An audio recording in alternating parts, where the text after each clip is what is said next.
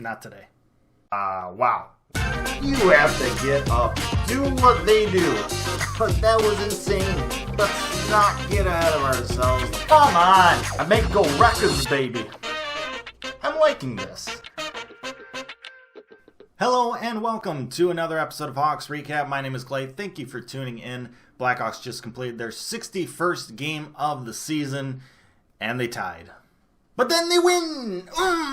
2-1 in overtime over the Nashville Predators.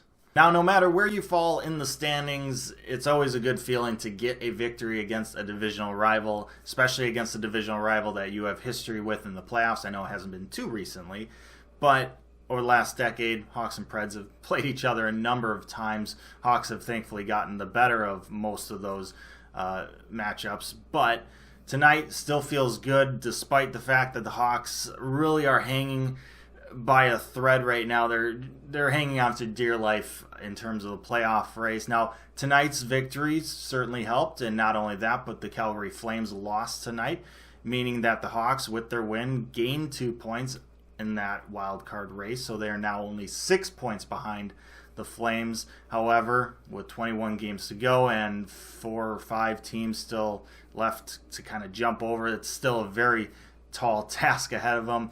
Most people, including me, are pretty much content with the fact that the Hawks are going to be missing the playoffs again. And so this time of year, with the trade deadline looming on Monday, tension is kind of elsewhere besides a playoff race. Trades are happening across the league. Rumors are flying. Gustafsson got healthy scratch for this game. Basically, the front office called down to Coach Colleton and said, hey, Coach C, get him out of there. You did. Sealer got in the lineup. Who knows what's going to happen to Gustafsson, whether he gets traded before the deadline or not. I mean, we all kind of expect him to be, but we'll see if it actually happens, whether it's before Sunday afternoon's game in Dallas or maybe after that game and right before the deadline on Monday. Who knows? But I'm sure there will be rumors flying and reports coming out about potential trades and stuff. I mean, I'm sure you heard the news today about the reports of the Blackhawks trading for the Islanders' top prospect goalie, top goalie in the KHL. There was reports that happened. Then they were like, no, that actually didn't happen. This is the reason why I don't do videos or don't really even care about rumored things. Like, it either happens or it doesn't. I don't care about potential transactions. It doesn't affect me.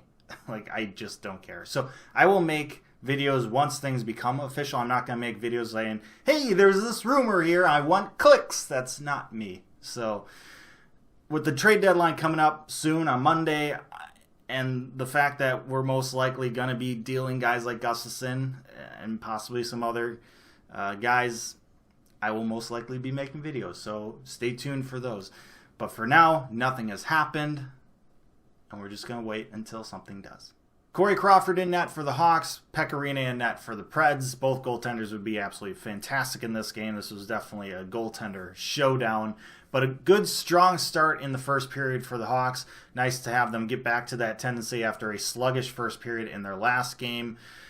They were unlucky not to go into the second period with the lead. They were leading 12-2 in shots at one point. It ended up being 12-10 at the end of the first period. But the Blackhawks had a golden opportunity to take the lead. Brandon Saad, shorthanded breakaway, and he beat Pecorine by miles. Just 5-hole for days. Just forehand, backhand, slips at 5-hole, and somehow the puck gets through Pecorine, doesn't hit the leg or anything, just gets straight through and somehow misses the net, hits the post on the far side. Now, Brandon Saad was slashed on it, and he gets a penalty shot because of that. But his penalty shot move was not very good. Pecorine saved that pretty easily. And so this game goes into the second period, knotted up at 0-0. Now stop me if you've heard this before.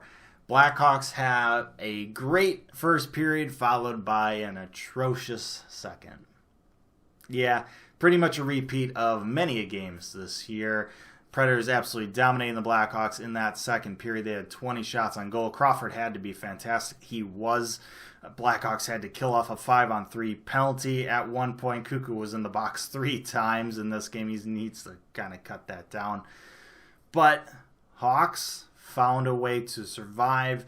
They killed off that 5-on-3. The penalty kill was 5 for 5 in this game. It was absolutely huge. One of the biggest reasons the Blackhawks won this game. Blackhawks had their own power play chances as well early in this game. And they had a good-looking power play. I would say overall the Blackhawks special teams was good in this game. Even though the power play didn't score early on, it looked really good. DeBrincat hit a post. He got robbed by Rinne. I mean, Rinne robbed the Hawks a couple times on the power plays. He was, as I mentioned, he was absolutely fantastic in this game. DeBrincat is like, how many chances does he get? Like last year, he would be putting in most of those chances. That's why he scored 40 goals. And this year, it's like none of them are going in. It's just such a stark contrast. This is, like I said, this has got to be an anomaly year for him. There's no way he has another year like this where he just struggles to find the back of the net as much as he does or is this year. Blackhawks almost getting out of this second period without surrendering a goal, but with about 5 minutes left, they give up an odd man rush after a number of chances in the offensive zone for themselves. They couldn't beat Rinne, and Predators come 3-on-2. Ekholm snipes it by Crawford, and the Predators are up 1-0 going into the third period. Now, the Nashville Predators have always been a team that has relied on their defense as their core strength.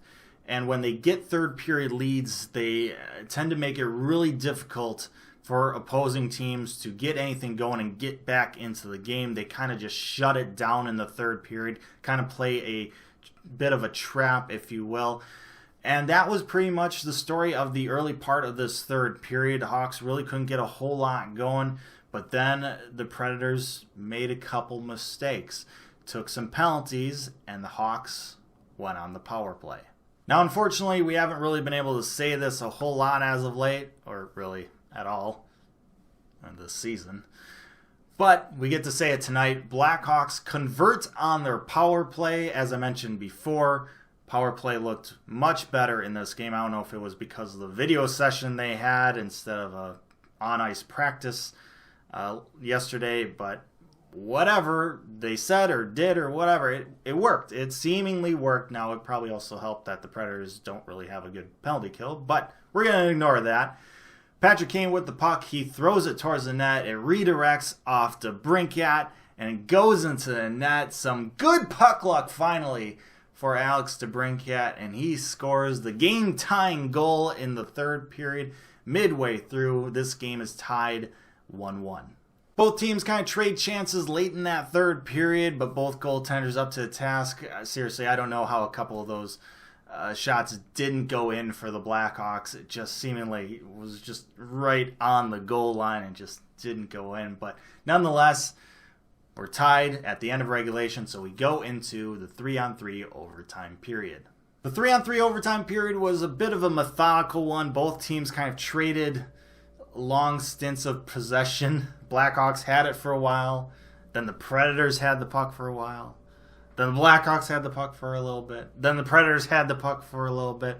And then with about a minute left to go in the overtime frame, the Predators push for a goal. They commit all three guys towards the net. They throw the puck cross crease, trying to get that cross crease one-time goal. But Duncan Keith said, not today, not today. He knocks it down, and he sends Alex DeBrincat on a breakaway. And Alex DeBrincat, with all his struggles this year, says, this is my time.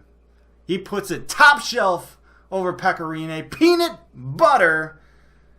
Alex DeBrincat with the GTG and the GWG, and the Blackhawks get the 2-1 overtime win. So obviously, a win like this against a divisional rival feels absolutely fantastic. But of course, an occasional win like this, when you take into account the Hawks' last 7 or 8 games, doesn't really change things a whole lot. Obviously, the win helps in the standings, and the Calgary Flames loss also helps, but the Hawks are still holding on to a very thin thread. The Hawks now get to play another very tough road trip. At Dallas, at St. Louis, at Tampa Bay, then at Florida. That road trip is either going to extinguish all hope or let hope survive for just a little bit longer.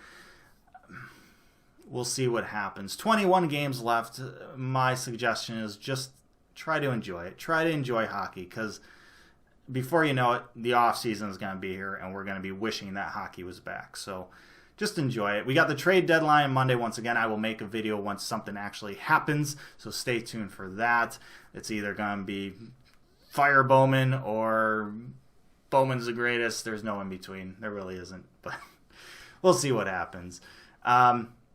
With that said, thank you so much for watching. Hope you enjoyed it. Appreciate it so much. Like, share, and subscribe. Leave your comments down below. Now, forgot to mention, I have a giveaway going on Twitter. I will leave a link to the tweet down in the description of this video. Basically, all you gotta do is retweet that tweet to be entered. It's basically for a $50 NHL.com gift card, so make sure you do that.